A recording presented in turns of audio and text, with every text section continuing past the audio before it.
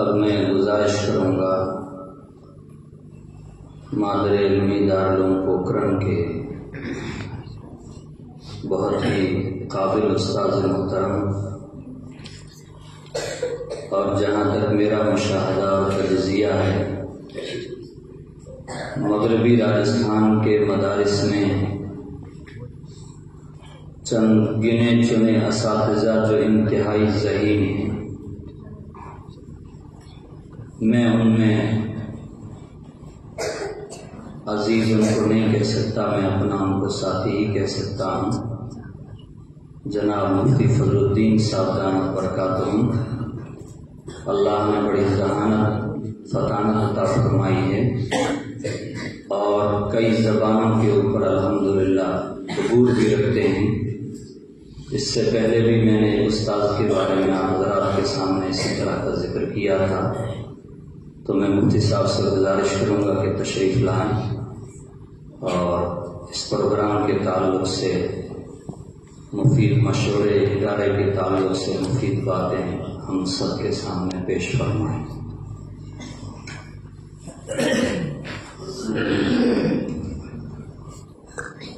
بسم اللہ الرحمن الرحیم، الحمدللہ رب العالمین والصلاة والسلام علی سید الانبیاء والمرسلین، اما بعد۔ حضرات اکابر علماء کرام، اساتذہ اعزام، عزیز طلباء، آج کی اس تاریخی اور یادگار موقع پر ہمیں سب سے پہلے رب العالمین کی بارگاہ میں وظیفہ حمد و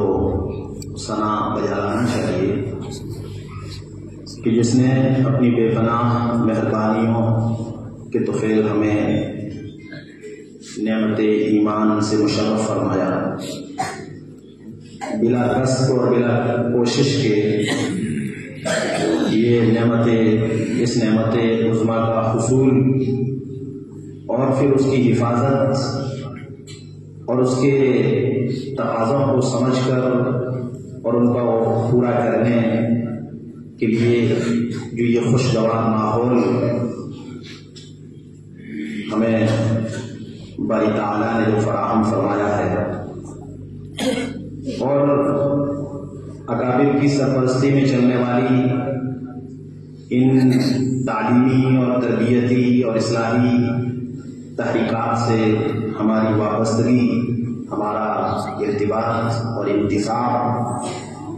بلا شبہ ان عظیم نعمتوں میں سے ہے کہ جن کی شکر گزاری میں ہمیں ہر وقت سر و سجود رہنا چاہیے، ہر وقت اس کی شکر گزاری میں مشغول رہنا چاہیے۔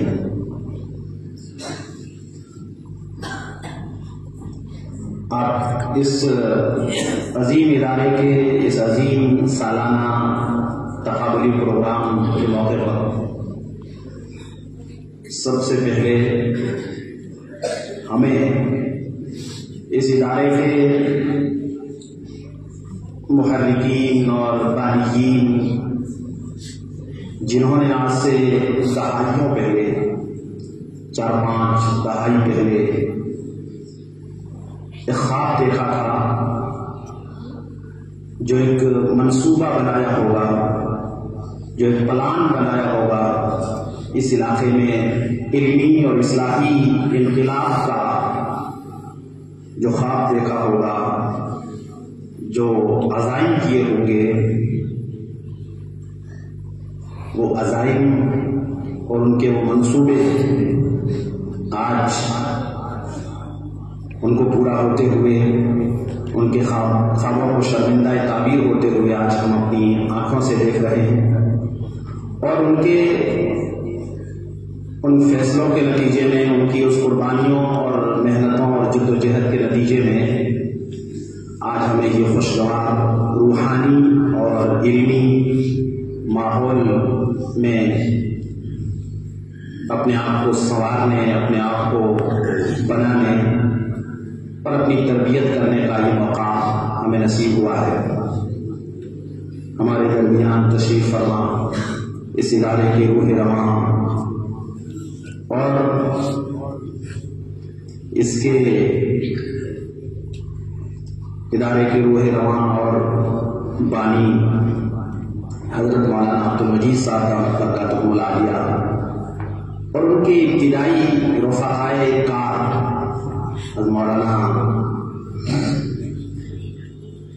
اکبر صاحب اور حضرت مولانا ابراہیم صاحب دامت برکاتہ، حضرت مولانا موسیٰ صاحب، ان حضرات کی جو خدمات اور ان حضرات کی جو قربانیاں ہیں، ادارہ چاہے ترقی کی کسی منزل پر پہنچ جائے، ادارہ چاہے اپنی تاریخ میں کتنی ہی بڑا مقام حاصل کر لے، کتنی ہی منزلیں طے کر لے، لیکن ان کی جو خدمات ہے اس کا کوئی مقابلہ نہیں کر سکتا۔ آپ تصور کیجئے، ہندی میں کہتے ہیں جیسے کلپنا کیجئے، آپ آج سے 40 سال پہلے کا آؤ، آپ کلپنا کیجئے یہاں کیا ماحول رہا ہوگا، کیا صورتحال رہی ہوگی، بے آب و گیاہ، ریگزار، صحرا ہی صحرا، بنیادی اسباب، زندگی گزارنے کے لیے جو بنیادی اسباب چاہیے ان تمام اسباب کا فقدان، مسائل ہی مسائل، مشکلات ہی مشکلات، سمسیائیں کچھ ہی نہیں تھا یہاں پر۔ ایسے وقت میں ان حالات میں مولانا اور ان کے رفقائے کار نے اس ٹیلے کے اوپر، اس ریگزار کے اوپر آ کر کے اپنا جو خیمہ زن ہوئے، لنگر انداز ہوئے اور یہاں سے اپنا کام شروع کیا۔ انہیں کی ان مخلصانہ مجاہدات اور قربانیوں کے نتیجے میں آج الحمدللہ یہ ادارہ صوبے کے مرکزی اداروں میں شامل ہو رہا ہے۔ ہماری یہ سعادت ہے کہ میں اور رفیق محترم قاری نور الدین صاحب، استاد شعبہ تجوید و قراءت دارالعلوم پوکھرن، ہمیں آج سے تقریباً 20 دن پہلے استاد محترم، ہمارے انتہائی مشفق استاد حضرت مولانا مفتی زبیر احمد صاحب دامت برکاتہ العالیہ کا ذریعہ فون ہمیں اطلاع موصول ہوتی ہے کہ آپ ہمارے اختتامی پروگرام میں آپ کو حاضر ہونا ہے۔ یقیناً یہ ہمارے لیے بڑی سعادت کی بات تھی، خوش قسمتی کی بات تھی۔ اسی دن سے آج کے دن کا انتظار تھا اور آج ہمیں آپ کے اس پروگرام کو دیکھنے کا موقع ملا۔ شروع سے آخر تک تقریباً تقریروں کی تمام فروعات، تجوید و قراءت کی ترتیب کی فرع اور ابھی بیت بازی کی فرع، تمام فروعات کا جو پروگرام انتہائی معیاری اور مثالی پروگرام آپ حضرات نے پیش کیا ہے، منتظمین کی فکروں اور اساتذہ کرام کی مخلصانہ محنتوں کا، آپ حضرات کی محنتوں کا مشاہدہ ہم نے اپنی آنکھوں سے کیا۔ اس کے اوپر تمام منتظمین، اساتذہ کرام اور آپ تمام عزیز طلباء مبارکباد کے مستحق ہیں۔ اللہ تبارک و تعالیٰ آپ کی محنتوں کو اپنی بارگاہ میں قبول فرمائے۔ بڑی سعادت ہے ادارے کے لیے کہ حضرت مفتی صاحب کی خدمات ادارے کو حاصل ہے۔ اس وقت میں مفتی صاحب ہمارے راجستھان کے ان لوگوں میں شامل ہیں جو مدرسوں کے لیے، تعلیمی نظام کے لیے، تربیتی نظام کے لیے پالیسیاں بناتے ہیں۔ کسی بھی گورنمنٹ اور حکومت کے لیے جو پالیسی ساز کمیٹی ہوتی ہے، نیتی آیوگ جس کو کہتے ہیں، نیتی آیوگ، نیتیاں بناتی ہے وہ کمیٹی کہ گورنمنٹ کو کس نیتی پہ آگے چلنا ہے۔ کس پالیسی پہ کام کرنا ہے، تمام شعبہ جات کے اعتبار سے ایک ہماری پالیسی بناتی ہے. تو مفتی صاحب کا شمار تو ہمارے راجستھان کے ان لوگوں میں ہوتا ہے جو ایک ادارہ ہی نہیں بلکہ تمام اداروں کے لیے ایک رہنما خطوط تجویز کرتے ہیں، بنیادی اصول مرتب کرتے ہیں اور پالیسی تجویز کرتے ہیں. تو کسی مشورے کی میں سمجھتا ہوں کہ جتنی مفتی صاحب کو ضرورت نہیں ہے، مفتی صاحب کے مشوروں کے ہم سب محتاج ہیں. تو تمام اساتذہ کرام، عزیز طلباء، میں یہی درخواست کرنا چاہوں گا کہ ہمارے جو اکابرین ہیں، مفتی صاحب جو اس وقت عملی طور پر جد و جہد کر رہے ہیں، کوشش کر رہے ہیں، ہر لحاظ سے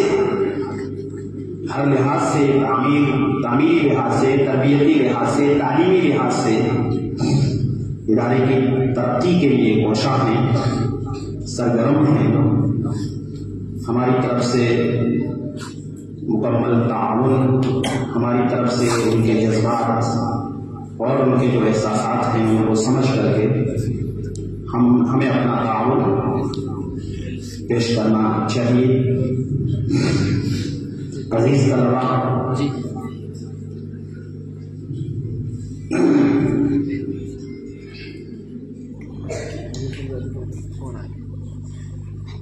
الحمدللہ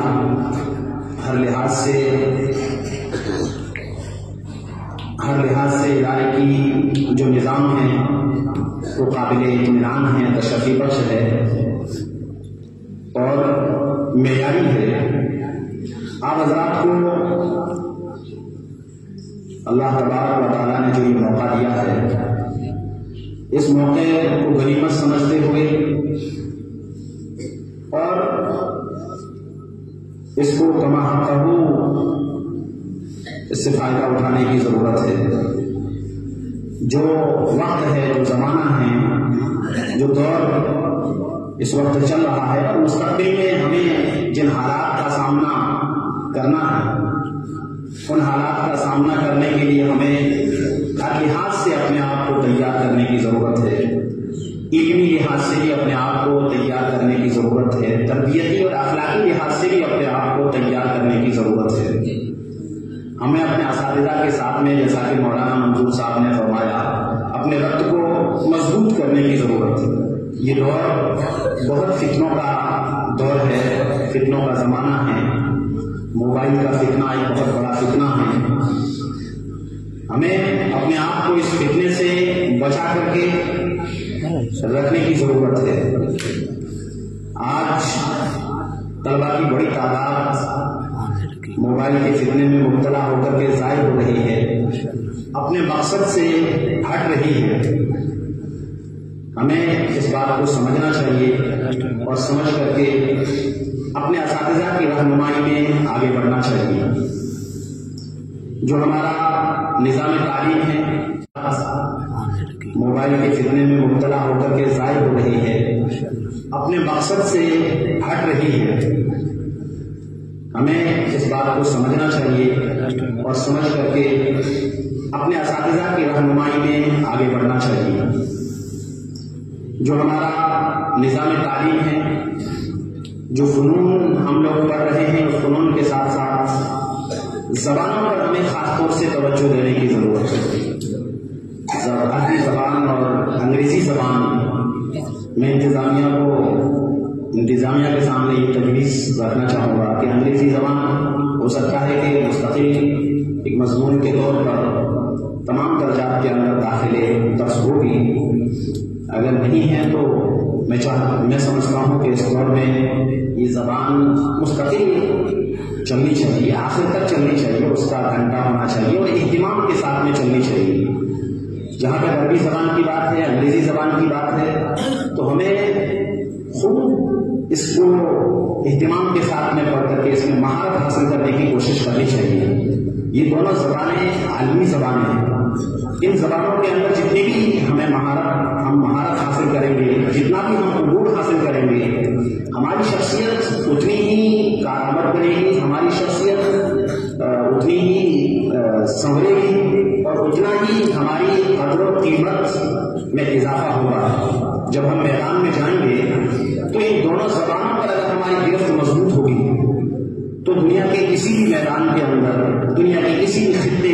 کسی بھی گوشے کے اندر ہم اپنی جگہ بنا سکتے ہیں، ہم اپنا کام کر سکتے ہیں، اور اس کی وجہ سے ہمیں آنے والی زندگی جو ہے اس کے اندر بڑی آسانیاں، ہمارے لیے بڑے راہیں، ان کی بنیاد پر ہماری راہیں ہموار ہو سکتی ہیں۔ تو بطور خاص زبانوں پر توجہ دینے کی ضرورت ہے، اخلاقی اعتبار سے اپنے آپ پر محنت کرنے کی ضرورت ہے۔ ہمیں سب سے زیادہ اپنے اوپر محنت کرنی چاہیے۔ اساتذہ ہماری رہنمائی کرتے ہیں، لیکن ہم میں سے ہر ایک کو ذمہ دار بن کر کے اپنے اوپر توجہ دینے کی ضرورت ہے۔ اخلاقی اعتبار سے ہمیں غیر اخلاقی تمام امور سے، جتنے بھی کام ہیں ان تمام امور سے ہم کو اجتناب کرنے کی ضرورت ہے، بچنے کی ضرورت ہے۔ ہم میں سے ایک نمونہ بننا ہے آگے چل کر کے۔ مدرسے سے نکل کر کے ہم کسی بھی بستی میں جائیں گے، کسی بھی محلے میں، گاؤں میں رہیں گے، تو ہماری شخصیت ایک نمونہ ہونی چاہیے، لیکن پورے مسلم معاشرے کو ایک نمونہ ہونا چاہیے، اور مسلم معاشرے کے لیے ہمیں نمونہ ہونا چاہیے، اخلاق کے اعتبار سے، کردار کے اعتبار سے، معاملات کے اعتبار سے ہمیں نمونہ ہونا۔ اگر ہم ایک نمونہ پیش کریں گے تو ہمیں دیکھ کر کے ہمارا خاندان، ہمارا معاشرہ ایک رہنمائی حاصل کرے گا، ہماری اتباع اور تقلید کر کے ایک پورا معاشرے کی اصلاح ہو سکتی ہے، اور پھر ہمارا معاشرہ اور ہمارا جو سماج ہے وہ اگر صحیح اسلامی خطوط کے اوپر گامزن ہو جائے گا، سنتوں کی اندر جو رہنمائی ہے اس رہنمائی کے اوپر کاربند ہو جائے گا، تو پھر جو دوسرے معاشرے ہیں، دوسرے جو سماج ہیں، مسلمانوں کے علاوہ جو دوسری برادریاں ہیں، جو دوسرے قبائل اور قومیں ہیں، وہ ہمارے معاشرے کو دیکھ کر کے، ہمارے سماج کو دیکھ کر کے ایک ہدایت حاصل کرے گا، رہنمائی حاصل کرے گا، اور ان کے لیے ہم آئیڈیل اور نمونہ بن سکتے ہیں۔ اسلام کی اشاعت اور اسلام کے پھیلنے کا جو راز ہے، وہ راز یہی ہے کہ مسلمانوں نے اپنا کردار، اپنا اخلاق، ایمانداری، صداقت، سچائی، دیانتداری، امانتداری، پاکیزگی کے اعتبار سے، غرض ہر لحاظ سے ایسا نمونہ پیش کیا کہ دوسرے مذاہب کے ماننے والے اسلام کو اپنائے بغیر، اس کو اختیار کیے بغیر رہ نہیں سکے، اور اس طریقے سے پوری دنیا میں اسلام پھیل گیا۔ آج تو سوشل میڈیا کا دور ہے، بات منٹوں میں نہیں، سیکنڈوں میں پوری دنیا میں پہنچ سکتی ہے، پوری دنیا میں۔ لیکن اس زمانے میں جب یہ اسباب نہیں تھے، یہ وسائل نہیں تھے، تو اسلام کس طریقے سے پھیلا؟ اسلام کو ماننے والے لوگ پوری دنیا میں، خطوں میں، علاقوں میں گئے، اور ان کو دیکھ کر کے اسلام کی اشاعت ہوئی۔ آج صورتحال اس کے بالکل الٹی ہے، برعکس ہے۔ ہمیں دیکھ کر کے، اسلام کے نام لیواؤں کو دیکھ کر کے، ان کے اخلاق کو دیکھ کر کے، ان کے کردار کو دیکھ کر کے، ان کی خیانت کو دیکھ کر کے، اور ان کے جو کریکٹر ہے اس کو دیکھ کر کے لوگ اسلام سے متنفر ہو رہے ہیں، دور ہو رہے ہیں۔ تو ہم مستقبل میں داعی بننے والے ہیں، اسلام کے داعی بننے والے ہیں، مبلغ بننے والے ہیں، اور اسی لیے ہم ان اداروں سے وابستہ ہوئے ہیں، دینی مدارس سے ہم اسی لیے وابستہ ہوئے ہیں، اور اس دینی مدارس کے قیام کا مقصد بھی یہی ہے کہ یہاں سے اسلام کے مبلغ نکلیں، اسلام کے سفیر یہاں سے نکلیں، جو اسلام کی تعلیمات کو دنیا میں عام کریں۔ تو اس کے لیے صرف پڑھ لینا، تعلیم حاصل کر لینا، صرف معلومات حاصل کر لینا کافی نہیں ہوگا، بلکہ ہمیں اپنی شخصیت کو اسلامی اصولوں کے سانچے میں ڈالنا پڑے گا، اور اس کے لیے ہمارے جو اکابر میں اساتذہ ہیں، منتظمین ہیں، ان کے ساتھ ان کی صحبت اور ان کے ساتھ اپنے روابط کو، تعلقات کو مضبوط کرنا ہوگا، اور ہر وقت ان کی رہنمائی میں रहनुमाई में आगे बढ़ना होगा। उम्मीद है कि आप हजरात अपनी जिम्मेदारियों को समझेंगे और जिम्मेदारियों को समझते हुए अपनी इस्लाह की फिक्र करेंगे। आप मुबारक बात के काबिल हैं, जैसे कि मौलाना ने फरमाया, मंजूर साहब ने हमें यहाँ 24 घंटे के क़याम के दौरान आपके अखलाक, किरदार, आपकी नशिस्त बर्खास्त और आपकी जो अखलाकी सूरत हाल है, हम बहुत मुतमईन हैं और बहुत अच्छा लगा। इस तरह की कोई बात नहीं है, लेकिन फिर भी हमें साफ रहना चाहिए, बेदार रहना चाहिए और हर तरह की अखलाकी जो बुराइयां हैं इस वक्त आमतौर से मदारिस के तलबा में, उनसे अपने आप को बचा के रखना चाहिए। इस वक्त जो बैतबाजी का जो प्रोग्राम आपने पेश किया, निहायत काबिल मुबारकबाद और बहुत मेहजारी, बहुत अच्छा प्रोग्राम था। बहुत मेहनत के साथ में आपने ये प्रोग्राम पेश किया और बड़ा जखीरा अशार का आप लेकर के आए। पूरे साल आपने कोशिश की, मेहनत की, इसके लिए आप दोनों फरीक और दोनों जमातें काबिल मुबारकबाद हैं। हल्का इकबाल और हल्का गालिब, इसमें हल्का इकबाल शुरुआती एक शेर, अगर किसी तरफ से एक शेर पेश किया जाता था, 2 मिसरों का मुश्किल, अगर एक शेर पेश किया उसके 2 नंबर मैंने इसमें दिए हैं। अगर किसी ने 2 शेर पेश कर दिए, यानी 2 मिसरों 2 मुसन्ना अगर शेर पेश कर दिया तो उसके 4 नंबर हो गए। अगर 3 शेर एक साथ पेश कर दिए तो उसके 6 नंबर हो गए। एक शेर के 2 नंबर। इस तरीके से एक बारी के अंदर अगर किसी ने 3 सुलासी शेर पेश कर दिया तो उसके 3 नंबर होते हैं ज़ाब्ते के एतबार से, तो उस एतबार से नंबर दिए गए। शुरुआती दौर में हल्का इकबाल आगे चल रहा था, लेकिन चलते चलते 15वीं बारी के अंदर हल्का इकबाल की तरफ से वो शेर नहीं पेश किया जा सका और उसके मुकाबले में